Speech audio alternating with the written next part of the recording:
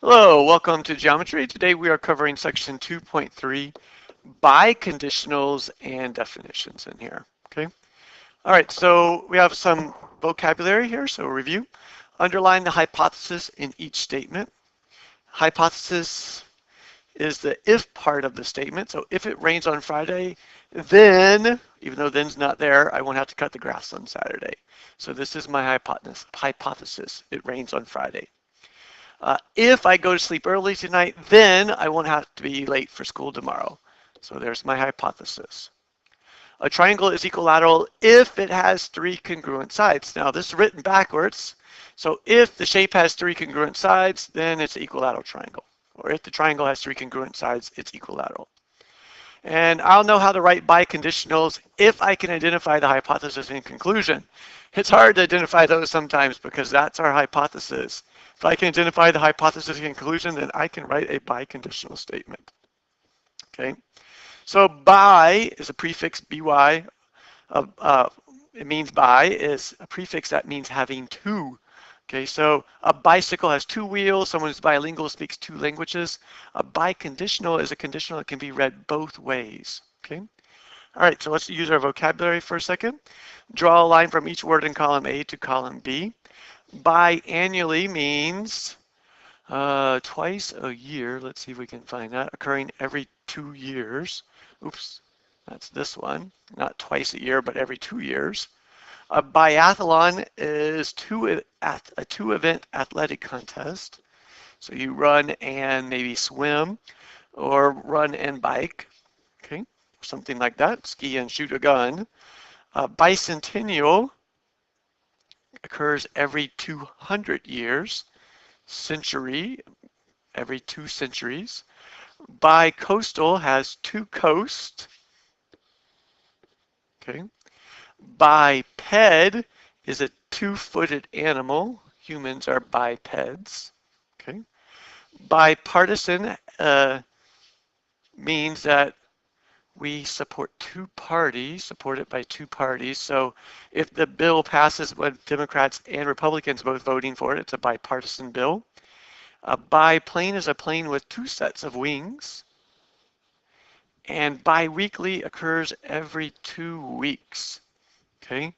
So biannually and biweekly, sometimes I get mixed up. Sometimes I think it's twice a week and twice a year, but really it's every 2 years and every 2 weeks.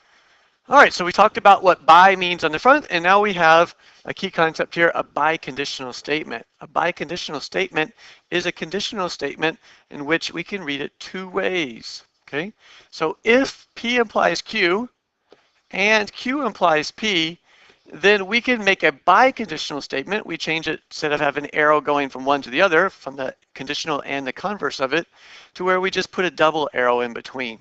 So this thing here implies that both the conditional and the converse are true. Okay, and the way we read that out is we say the hypothesis if and only if the conclusion, but it really means both ways. Okay, so we can say that this is a hypothesis and this is a hypothesis, or and that's its conclusion, or we can say this is the hypothesis on this side and that's the conclusion on that side. It doesn't make a difference. Okay. All right, so complete the biconditional statement. A ray is an angle bisector. Well, the missing part here is the if and only if. If and only if it divides the angle into 2 congruent angles. So you could say it the other way around, it would still be true. So a ray divides an angle into 2 congruent angles if and only if it's an angle bisector. Okay, so both ways reads true. Okay, that's the point, is it doesn't matter who's the hypothesis and conclusion, because biconditional statements can be read in reverse or forward. Okay, all right, write a biconditional statement. What is the converse of the following true conditional? So let's try that first, and then if the converse is true, rewrite the statement as a biconditional. So here we go. If 2 angles have equal measure, then the angles are congruent. So first it says, what's the hypothesis and conclusion? So our hypothesis is this: 2 angles have equal measure. And the conclusion is they are congruent. Okay, the angles are congruent. All right, circle the QP for the conditional, so the converse of it.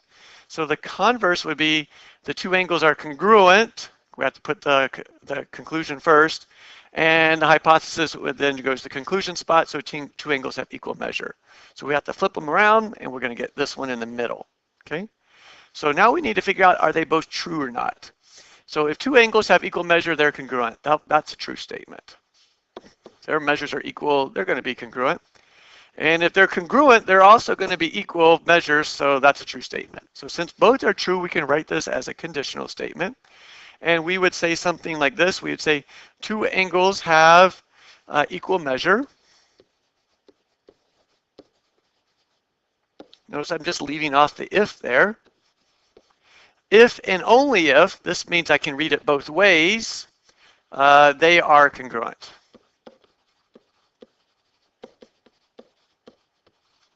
Okay, so we can read this. Two angles are congruent if and only if they have equal measure. Two angles have equal measure if and if only if they are congruent. It doesn't really matter which way we write it, but we were asked to write it with the original hypothesis first. Okay. All right, identifying the conditionals in a biconditional. So here we go. We have a biconditional statement. Two numbers are reciprocals if and only if their product is 1. Okay, so identify the P and the Q. Well, first one is two numbers are reciprocals.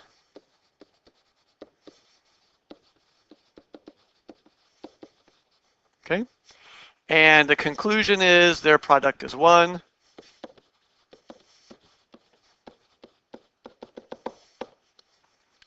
So write the conditional P implies Q. So two numbers, if two numbers are reciprocals,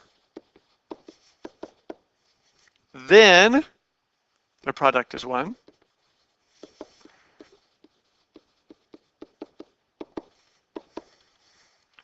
Write it, the conditional Q implies P. So if two numbers product is 1,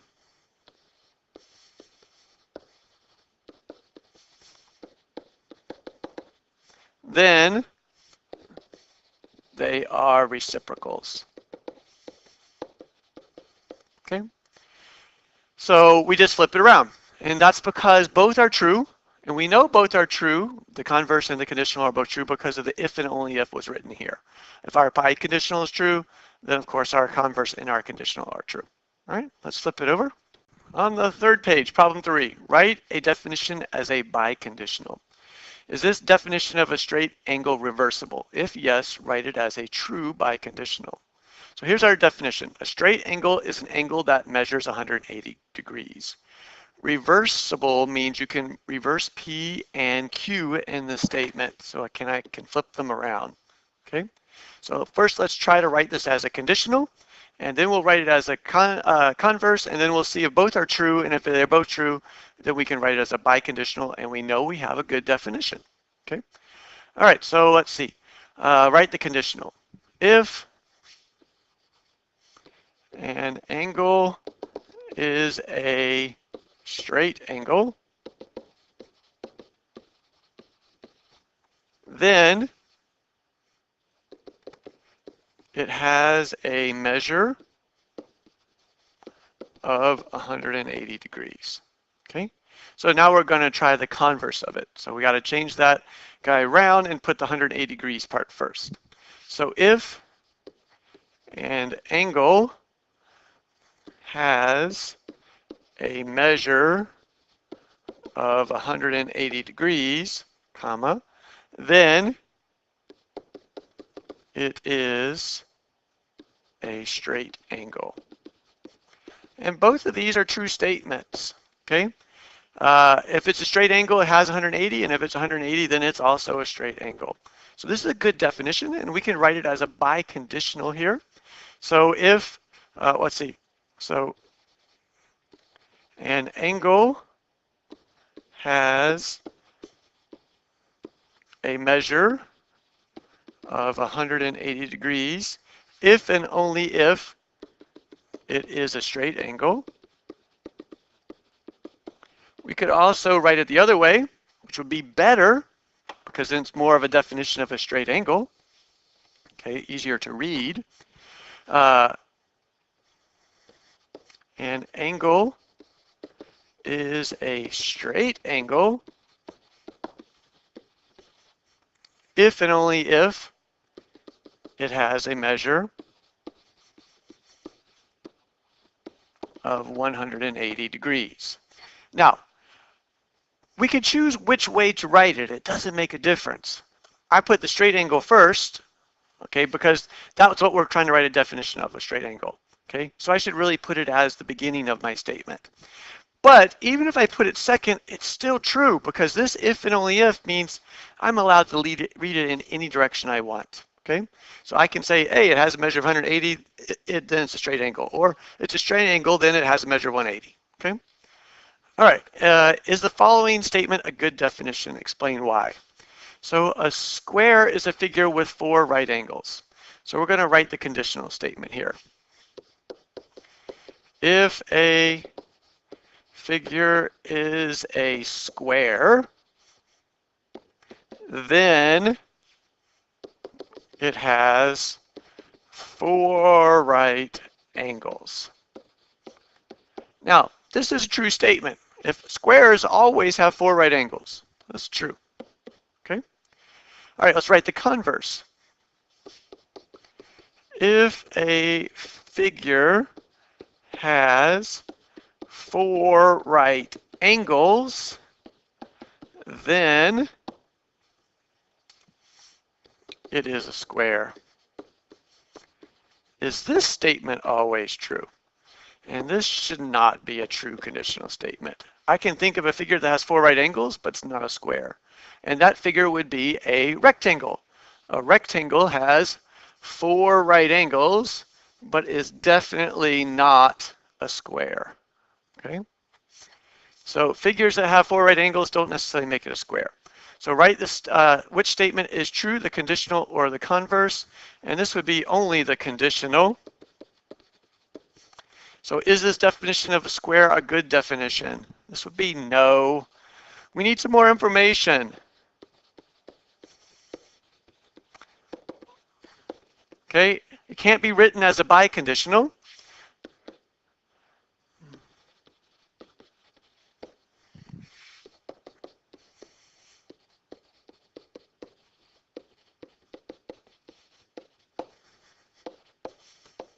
Now, what information did we really need to add to our definition? Well, we need to know something about the sides all being the same length. So you could say a square is a figure with 4 right angles and 4 equal sides, and then we could write it as a biconditional.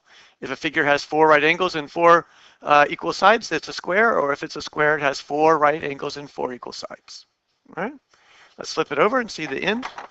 So our last page here is your lesson check. So as always, pause the video here, try these yourself, and then come back and see if they got the answers right. All right, welcome back. Compare and contrast. Which of the following statements is a better definition of a linear pair? So a linear pair is a pair of supplementary angles, or a linear pair is a pair of adjacent angles with non-common sides that are opposite rays. So basically we're asking which one of these could be written as a biconditional and be true. So a linear pair if and only if it's supplementary, or a linear pair if and only if it's a pair of adjacent angles with non-common sides that are opposite rays. All right, so if we write if and only if, that means we have to be able to read them in reverse. So supplementary angles if and only if they're a linear pair, or pair of adjacent angles with non-common sides if and only if a linear pair. Okay, so let's do a couple problems here. Underline the correct number or numbers to complete each sentence. So in figures 1, 2, 3, 4, which one of these show linear pairs? So the only one that shows a linear pair is figure 3. Okay. Figures 1, 2, 3, and 4, which one shows supplementary angles? It's going to be 2 and 3. 2 and 3 both have angles that add up to 180. Figures 1, 2, 3, and 4, which show adjacent angles. It's going to be figures 3 and 4. Okay, they both share a common side, so there's 2 angles that share that red one and 2 angles that share that red one. And then figures 1, 2, 3, 4 show adjacent angles with non-common sides or opposite rays. That's going to be figure 3. Okay. Underline the correct word to complete the sentence. Supplementary angles are sometimes linear pairs. Here is a pair of supplementary angles that are a linear pair, and here is a pair of supplementary angles that are not a linear pair. So yes and no. Write the better definition of the linear pair, and that should be your second one. A linear pair is a pair of adjacent angles with non-common sides that are opposite rays. So that should be written right here. All right. Check all the vocabulary words that you understood. So hopefully you know biconditional, conditional, hypothesis, and conclusion. If not, you definitely want to watch again. And then if you would rate yourself somewhere low, then that means you need to go back and watch the video one more time. All right, I'll see you in class next time.